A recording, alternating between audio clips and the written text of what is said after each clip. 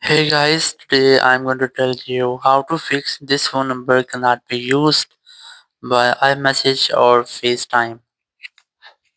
If you're using any iPhone and you are having the issue that your phone number cannot be used by your iMessage or FaceTime, so let's see how can you easily fix that issue. First of all, you have to try to change your phone number. So open up your settings and here go for apps and here you have to look for FaceTime or iMessage. And here you have to look for your phone number which you have and added it. I have added my email.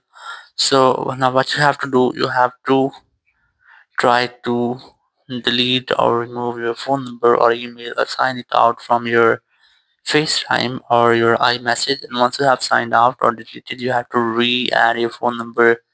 And once you have re-added it, it almost fixes your issue. But if it doesn't, so what you have to do, you have to open up your settings, then go for general, and here you have to make sure that your software is up to date, because sometimes it might be that your system or software is not updated, so you can face these type issues. And once you have updated your software, you just have to go to your general, then go for iPhone storage, and from here you have to look for the specific app.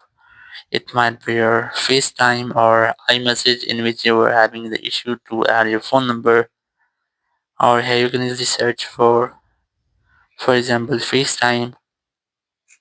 And here you have to try to offload your app. Tap on this offload option, then tap on offload app.